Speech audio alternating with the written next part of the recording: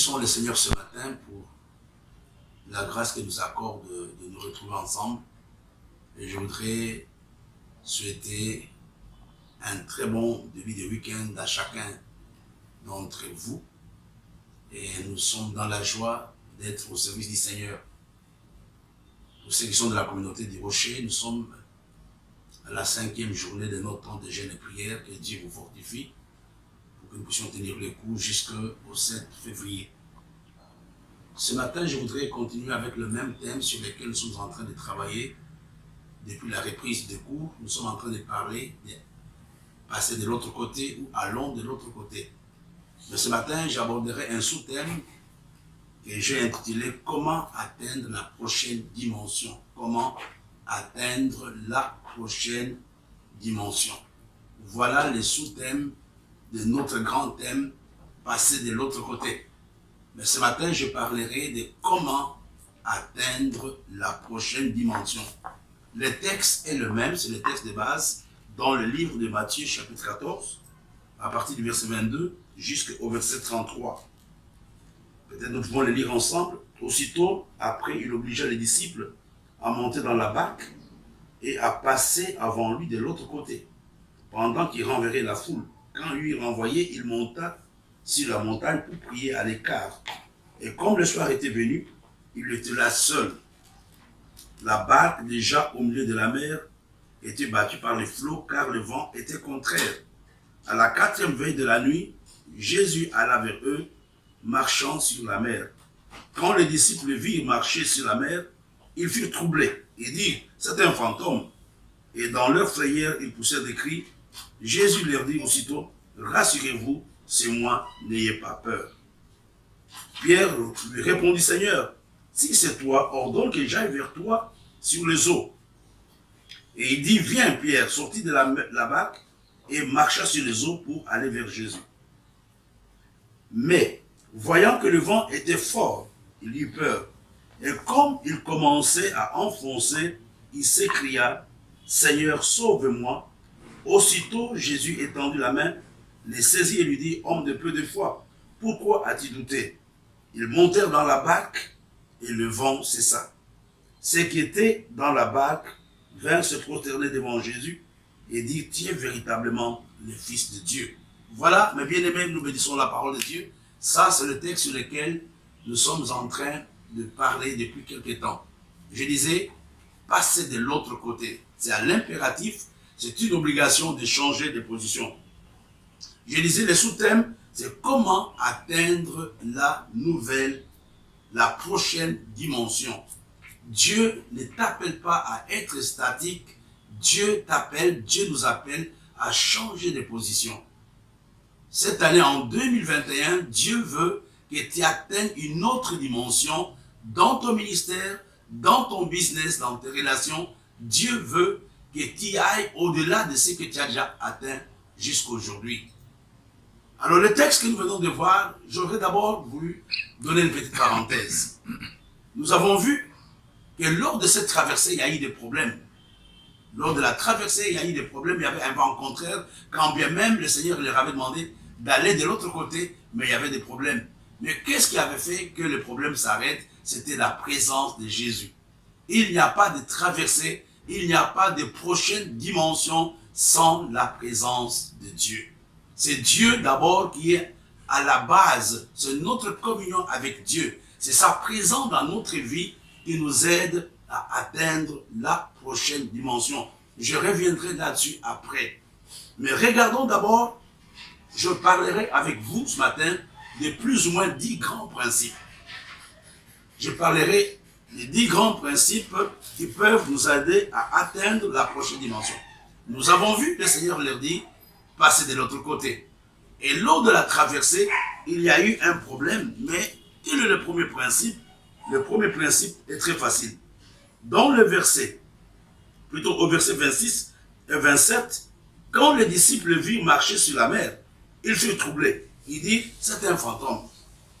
Et dans leur frayeur, ils poussèrent des cris. Jésus leur dit aussitôt, rassurez-vous, c'est moi, n'ayez pas peur. Le premier principe, ou la première loi, ou la première règle pour aller à une prochaine dimension, il faut combattre la peur. Ça, c'est la première chose. La peur est un obstacle au changement. La peur est un obstacle à la promotion. Et souvent, quand nous voulons entreprendre de nouvelles choses, il y a toujours un sentiment de peur. La peur paralyse. La peur fausse les données. Mais Jésus va leur dire, n'ayez pas peur. Je parle à quelqu'un ce matin aussi, n'ayez pas peur. La mission dans laquelle tu te trouves arrivera à destination. Dieu t'a appelé à faire quelque chose. Dieu t'a appelé à changer de position. Dieu t'a appelé à quitter la zone de confort. Mais le premier obstacle, le premier ennemi, c'est la peur. J'aimerais parler à quelqu'un ce matin, n'aie pas peur. N'aie pas peur, n'aie pas peur. Les gens disent, certains théologiens nous disent que dans la Bible, il y a plus ou moins 366 fois le mot ou l'expression peur. N'aie pas peur, cela est repris à plus ou moins 360 places. Cela signifie que chaque jour, quand tu t'élèves, tu dois te fortifier, tu dois dire, je ne dois pas avoir peur, je ne dois pas avoir peur. Ça, c'est la première chose. Si tu veux atteindre la prochaine dimension, dans n'importe quelle dimension de ta vie, tu dois bannir la peur. La chose que Dieu leur dit, rassurez-vous, n'ayez pas peur. C'est la même chose pour toi. Tu viens de commencer cette année, certainement tu as beaucoup d'appréhension, tu as beaucoup de préjugés. Comment ça va se passer? Est-ce qu'on n'a pas l'argent? Comment l'année va finir? Mais j'aimerais te dire que Dieu te dit ce matin, au travers de ma bouche, au travers de ma voix, n'aie pas peur. Là, c'est le premier principe, n'aie pas peur. N'aie pas peur. Alors, il y a une autre chose que j'aimerais donner à quelqu'un. Et ça m'encourage moi-même. Écoutez, la Bible nous dit que quand ils ont vu le Seigneur marcher sur les eaux, quelle était la réaction? Ils ont dit c'est un fantôme. Et souvent, dans le milieu des chrétiens, ou même dans la vie de tous les jours, quand les gens réussissent, nous pensons que ce sont des fantômes.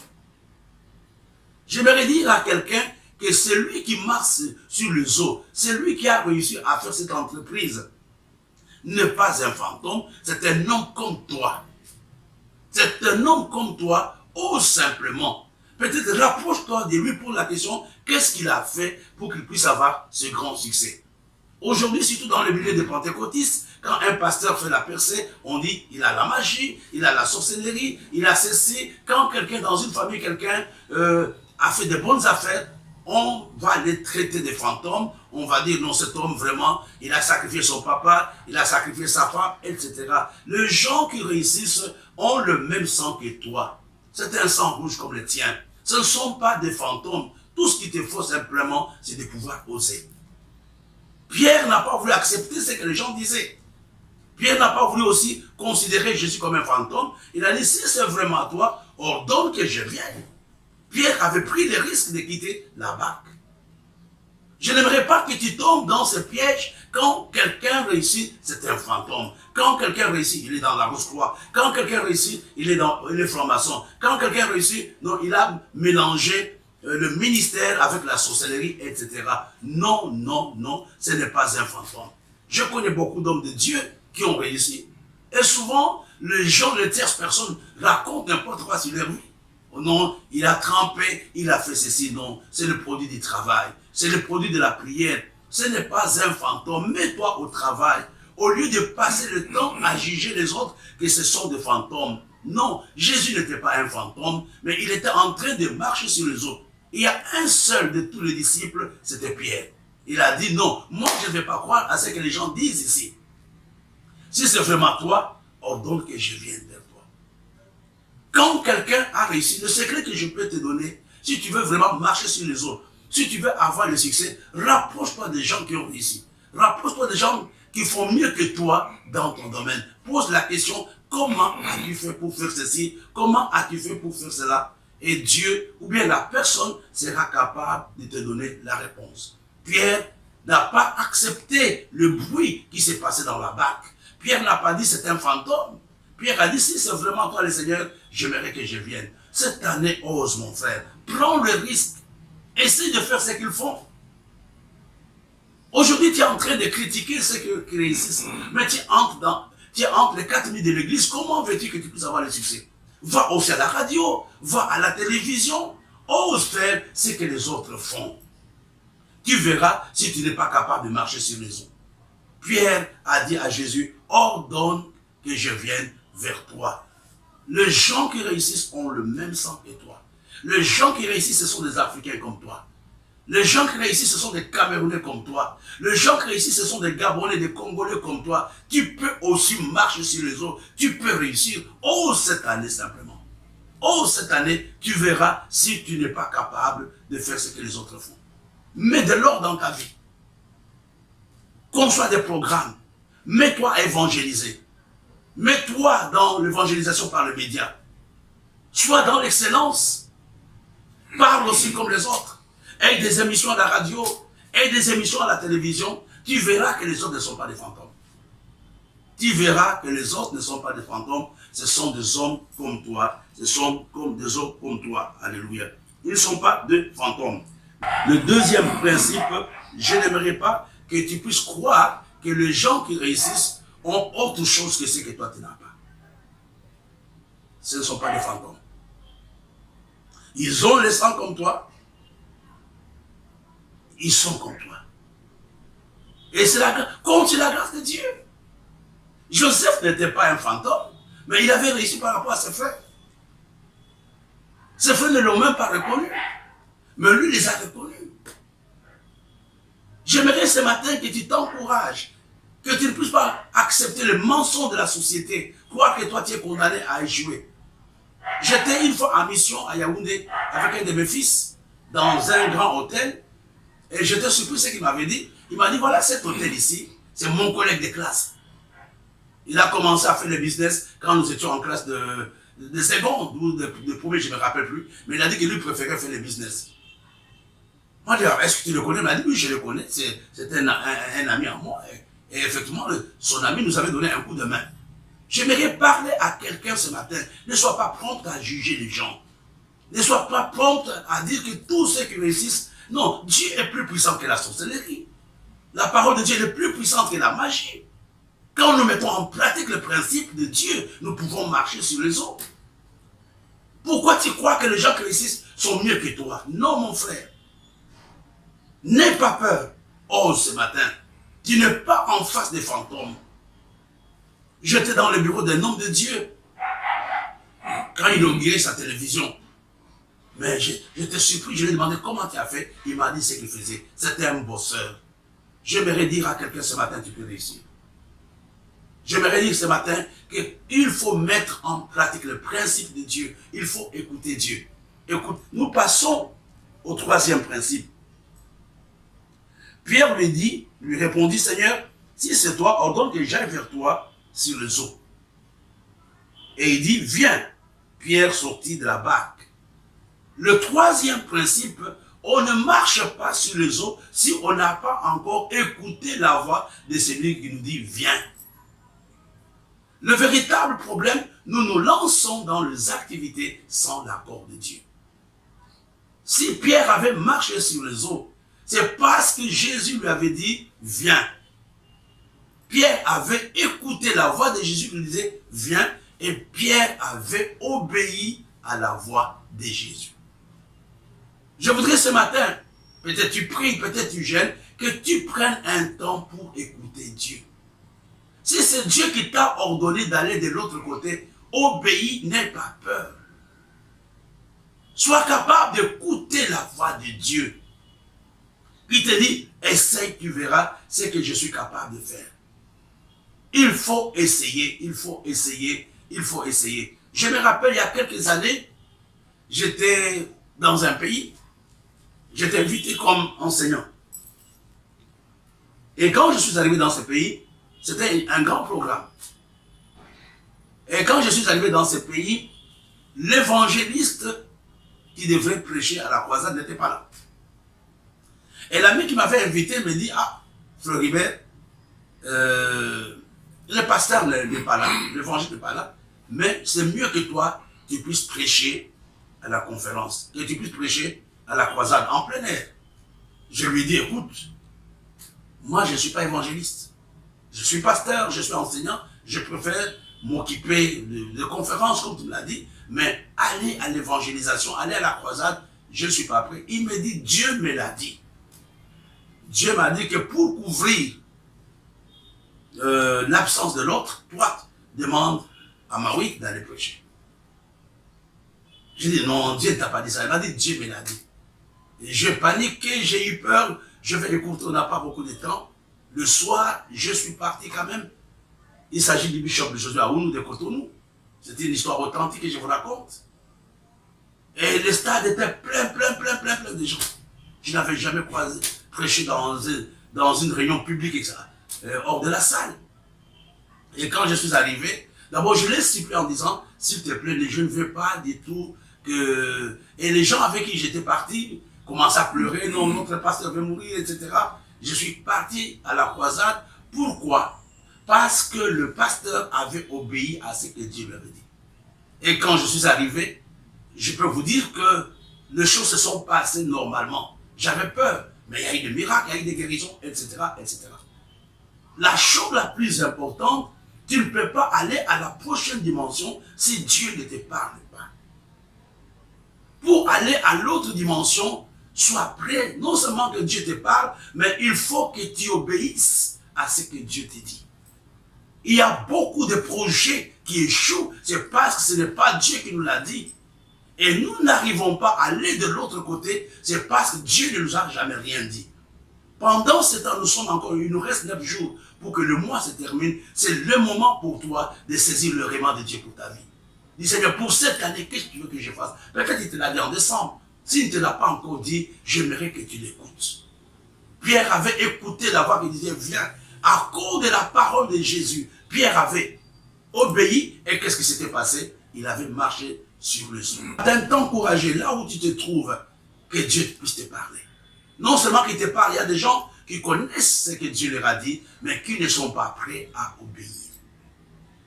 Qui ne sont pas prêts à obéir. Je vais vous donner un témoignage très facile. Il y a quelques années, on préparait le mariage d'un de mes fils. Et nous avons demandé à l'église d'organiser le mariage. Chacun devrait cotiser. C'est ce qu'on avait fait. On a cotisé à gauche, à droite. Mais il restait 2 costumes. Il y avait le costume pour la mairie et il y avait le costume pour l'église. J'ai fait des appels, mais personne ne pouvait donner. J'ai fait des appels. Un jour, j'étais en train de prier. Je venais de rentrer de la France. J'avais amené un beau costume. J'étais sûr que c'était... J'avais prévu, je l'ai acheté en France parce que je devrais aller bénir les mariages avec ce costume. Et à midi, quand je priais, Dieu me dit, prends ce costume et donne-le au pasteur. Et j'étais sûr que c'était le mensonge. J'ai chassé la voix du mensonge, je pensais que c'était mes idées, etc. Mais j'ai dit, mais Seigneur, je n'ai pas autre chose. La voix persistait, donne. Et j'ai appelé le pasteur, il est venu, je lui ai dit, mais le costume qu'on cherchait, je viens de le trouver, je lui ai donné. Et c'était malgré moi, j'avais obéi, mais je ne savais pas que je passais à une autre dimension. Et le jeune homme était content, il est parti au marché, il a dit aux gens, papa vient de m'acheter un costume. Et une maman qui savait que ce costume-là, je devrais l'utiliser pour le mariage, m'a appelé, il m'a donné 2 costumes plus chers et plus beaux que ce que j'avais donné. Je suis passé à une autre dimension. J'aimerais ce matin te parler à toi. Dieu t'a parlé, mais il faut que tu obéisses. Il t'a demandé de donner l'argent. Il t'a demandé de donner ceci. Tant que tu ne donnes pas, tant que tu n'es pas prêt à faire la chose que Dieu t'a demandé de faire, tu ne peux pas passer à une autre dimension. Pour passer à une autre dimension, pour passer à la prochaine dimension, il faut écouter la voix de Dieu et obéir. Plusieurs fois, j'ai donné le témoignage d'un pasteur à qui Dieu avait dit de prendre tous les instruments de musique, de les donner à une autre église. Il avait écouté clairement la voix de Dieu. Mais sa femme s'y était opposée, sa femme lui a dit, tu ne peux pas faire cela.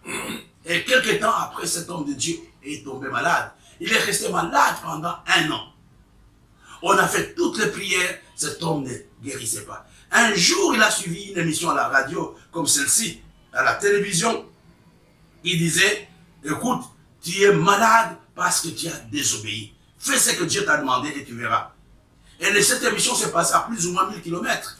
Et là, c'est Dieu qui lui parlait.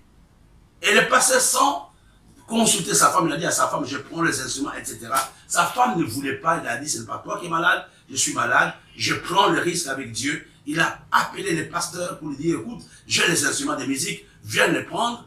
Et quand le pasteur lui a dit que Dieu m'a parlé il y a 1 an, qu'il était allé me donner les instruments, j'attendais que tu me les donnes. Et quand il lui a donné, cet homme était instantanément guéri. Il était instantanément guéri. Il était passé à une autre dimension. Le même jour, une maman lui a donné une voiture. Le même jour, une autre lui a donné une maison. Le même jour, le membre de sa congrégation ont cotisé pour avoir de nouveaux instruments. Je voudrais dire à quelqu'un, tu ne peux pas passer à la prochaine dimension si tu n'écoutes pas la voix de Dieu. Tu ne peux pas passer à la prochaine dimension si tu n'obéis pas à ce que Dieu t'a dit. Premier point, n'aie pas peur. Deuxième point, ne pense pas que les gens qui réussissent, ce sont des fantômes. Ce sont des hommes comme toi et moi. Troisième, écoute la voix de Dieu et obéis à ce que Dieu t'a demandé de faire. Alléluia. Et le quatrième principe, pour passer à la prochaine étape, ne sois pas satisfait de ce que tu as aujourd'hui. Quand tu commences à être content de ta position, de ton chiffre d'affaires, de nombre de chrétiens que tu as, de tes réalisations, tu risques de t'endormir. Il faut aspirer. Il y a un texte dans le livre de Philippiens au chapitre 3, versets 13 à 14, la Bible nous dit, frère, je ne pense pas l'avoir saisi, mais je fais une chose, oubliant ce qui est en arrière et me portant vers ce qui est en avant. Je cours vers le but pour remporter le prix de la vocation céleste de Dieu en Jésus. Malgré la grâce qui était avec Pierre, avec Paul, mais il pensait aller de l'avant. À quel âge Paul écrit les lettres de Philippiens? Il avait 62 ans. Il avait encore des ambitions. Combien de fois aujourd'hui des gens de 50 ans n'ont plus d'ambition, ils pensent qu'ils ont déjà réalisé. Tu ne peux pas passer à la prochaine dimension si tu n'as pas une ambition. Si tu ne veux pas voir le changement, ne sois pas satisfait de ce que tu fais aujourd'hui. Dans n'importe quel domaine. Peut-être tu penses que tu prêches bien, peut-être tu penses que tu pries, peut-être tu penses que tu donnes, peut-être tu penses que tu soutiens le ministère. Ne sois pas satisfait de ce que tu fais aujourd'hui. Pierre n'était pas content des miracles qu'il avait déjà vus avec Jésus. Il voulait voir, il voulait expérimenter ça, il voulait autre chose. J'aimerais ce matin t'encourager que tu puisses avoir soif d'une nouvelle bénédiction cette année. Que tu puisses avoir soif d'une autre révélation de Dieu cette année. Pierre dit, je suis en train de découvrir le but. C'est ma prière pour toi et c'est ma prière pour moi. Quand tu commences, je n'aimerais pas que tes succès, tes réussites deviennent des tombes ou deviennent des monuments. Ne tourne pas autour des monuments. Dieu veut que tu fasses autre chose. Tu peux faire des recherches sur Google. Tu peux écrire. Il y a encore des choses que tu peux faire. Il y a des choses que tu peux encore faire. Ne sois pas satisfait avec la position que tu as aujourd'hui. Alléluia. J'aimerais parler à quelqu'un ce matin. Écoute, tu es un grand guerrier, tu es un combattant, mais le véritable problème, tu es bloqué aujourd'hui. Pourquoi? Parce que tu commences à regarder aux réalisations que tu as déjà faites. Tu commences à dire, non, voilà, j'ai acheté ça, j'ai donné ceci, j'ai fait comme ça, j'ai fait tel voyage. Non, Dieu t'appelle à oser aujourd'hui. Aie soif de faire autre chose. Aie soif d'avoir un autre résultat. Aie soif, aie soif. Je blague souvent avec des gens. Regardons la cuisine africaine. Elle ne change pas. Nous avons le même plat depuis des années. Mon papa, ma maman a mangé les couscous avec le ndolé, avec le feuille de manioc, préparés de la même façon. Mais regardez les Européens. Il y a des recherches. Il y a de gros livres sur la cuisine. Tu peux aujourd'hui aussi chercher, créer un plat pour ton mari. Prépare ce qu'il n'a jamais mangé. Essaye. Souvent, je cause avec des gens qui disent non, nous au Cameroun, on ne mange pas comme ça. Il a dit, mais vous ne mangez pas comme ça, on va essayer de manger. Alléluia. J'aimerais parler à quelqu'un ce matin. Ne sois pas satisfait de ce que tu fais aujourd'hui. Je ne parle pas d'être dans la dépression, mais avoir pour la nouvelle année des ambitions. Je vais faire ceci pour l'église, je vais faire ça pour ma famille, je vais acheter un terrain, je vais bâtir. Voilà ce que Dieu attend. Le cinquième principe, écoutez, c'est moi qui vous l'ai dit. Je pense que les gens crient dans la barque et disent, c'est un fantôme. Mais Pierre dit, écoutez, si c'est toi, ordonne que tu viennes, que je vienne vers toi. Certainement, les gens, les André qui était avec lui dans la barque a dit, mais vieux, là c'est de l'aventure. Tu vas aller où? Donc, ils ont commencé à les décourager. Qu'est-ce que je veux dire par là? Ne te préoccupe pas des gens qui sont assis dans la barque. Ne commence pas à tenir compte de regard de ce que les gens vont dire quand tu commences à foncer. Il y a très peu de gens qui vont t'encourager. Les gens, écoute, la plupart des gens qui critiquent, ce sont des gens qui ne font rien. Ils sont assis, non, Bishop, si on fait ce programme, ça ne peut pas marcher. Non, mon frère, ne tiens pas compte des avis des gens qui ne font rien. J'aimerais que tu tiennes compte des gens qui prennent le risque comme toi. Les gens qui étaient dans la barque ont découragé Pierre. On dit non, il ne faut pas oser. Il ne faut pas aller. Il ne faut pas faire ceci. Je me rappelle quand je suis arrivé dans cette nation il y a quelques années, j'avais des programmes, des cafés chrétiens, c'était des réunions d'évangélisation que je faisais dans les hôtels. Mais les gens m'ont dit, ça ne peut pas marcher, tu ne connais pas le Cameroun. On ne peut pas aller, que quelqu'un dépense 5 000 francs pour venir acheter un repas. Mais j'ai dit, écoutez, je vais essayer. Et j'avais osé et ça avait marché. Je voudrais dire à quelqu'un, il faut savoir t'entourer. Qui te parle? C'est un craintif qui te parle. C'est un homme qui est chiche qui te parle. C'est quelqu'un qui ne veut pas prendre le risque. Il y a beaucoup de conseils que nous donnons simplement pour notre propre sécurité. Non, ça ne peut pas marcher. Il y a le Covid. Mais si quelqu'un n'a pas envie de venir à l'église et tu commences à demander, je ne vais pas aller à l'église, qu'est-ce qu'il va te dire? Non, il faut te protéger. Ne parle pas. Les temps sont mauvais. Ne tiens pas compte des avis. N'aie pas peur des gens. Oublie ceux qui sont assis avec toi dans la barque. Pierre les avait oubliés. Parce qu'il les avait oubliés, il avait marché sur les eaux. Je n'ai pas dit qu'on ne peut pas être conseillé. Non, on peut être conseillé, mais on doit faire attention qui me conseille. Il y a certains avis, il y a certains conseils qui ne font que transmettre la peur et les sentiments de défaite. Le sixième point, qui est très important, nous voyons, excusez-moi, la Bible nous dit, au verset 29, il dit, viens, Pierre sortit de la barque et marcha sur les eaux pour aller vers Jésus. Pour marcher sur Jésus, pour marcher sur les eaux et aller vers Jésus, il y a deux choses qui sont importantes. La première chose, il y a ce que j'appelle le pas de la foi ou le pas de la folie.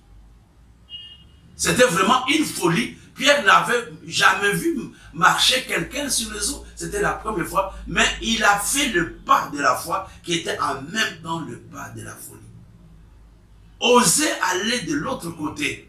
Prendre la décision d'aller de l'autre côté, il faut prendre des risques. Pierre avait pris les risques. J'appelle ça le pas de la foi et le pas de la folie. Il y a des choses que nous faisons, nous apparaissons comme étant des fous. C'est comme Noé. C'était un pas de folie quand il était en train de faire l'arche. Il n'y avait pas de pluie. Les gens n'ont pas compris ce qui s'est passé. Les gens n'ont pas compris ce qui s'est passé, mais Noé avait quand même fait le pas de la foi. C'était en pleine saison sèche, il n'y avait pas de pluie quand il faisait l'arche. C'était le pas de la foi et le pas de la folie. Et le deuxième pas que tu dois faire, si tu veux atteindre la nouvelle dimension, c'est le pas de la solitude. Souvent, dans les grandes réalisations, souvent quand Dieu nous appelle à faire quelque chose, dans la plupart des cas, nous sommes seuls. Il ne faut pas attendre que vous soyez 10 pour marcher sur les eaux. Seul qui peut commencer. Oh, Bishop, non, parce qu'il n'y a pas beaucoup de gens à l'église. Toi seul, tu peux changer. Tu peux être le premier à initier ce programme de prière. Tu peux être le premier à avoir une petite émission à la radio. N'attends pas 10 personnes. N'attends pas 10 personnes. L'union fait la force, mais en Belgique, on disait, l'union fait la farce. Il y a des moments, quand Dieu nous appelle, nous sommes seuls de nos actes. Tu es capable ce matin de marcher sur les eaux. Le verset 30 est très important. La Bible nous dit, mais voyant que le vent était fort, il eut peur. Et comme il commençait à enfoncer, il s'écria, Seigneur, sauve-moi, sauve-moi. Ça signifie quoi? Quand nous voulons passer à la prochaine dimension, il est tout à fait normal que nous puissions rencontrer des vents contraires. Il est tout à fait normal que nous puissions rencontrer des difficultés. Il n'y a pas de ministère, il n'y a pas... Même les hommes d'affaires rencontrent des problèmes. Quand tu verras cette année le problème ou le vent contraire à ta vision, ne dis pas que Dieu ne t'a pas appelé. C'était Dieu qui leur avait demandé d'aller de l'autre côté, mais il y avait un vent contraire. Tu as besoin d'un mentor, tu as besoin d'un coach qui peut t'aider. Chacun de nous, même les grands présidents, mes bien-aimés, de grandes puissances, ont des conseillers. Tu ne peux pas faire la traversée sans un conseiller, quelle que soit la grâce que tu as. Tu as besoin de quelqu'un qui peut te dire, allons-y ensemble. Je bénis Dieu ce matin. Le thème que nous avons abordé, c'est passer à la prochaine dimension ou passer de l'autre côté. Ça a été un plaisir d'être avec vous. Que Dieu vous bénisse pour ceux qui sont en train de jeûner. Ayez un très bon temps de jeûne et prière. Rendez-vous demain matin à la prière matinale à 6h30. Nous serons là à la prière matinale et à midi, comme je l'avais annoncé, nous aurons la Sainte Seine en ligne. Que Dieu vous bénisse. Passez à la prochaine dimension. Amen.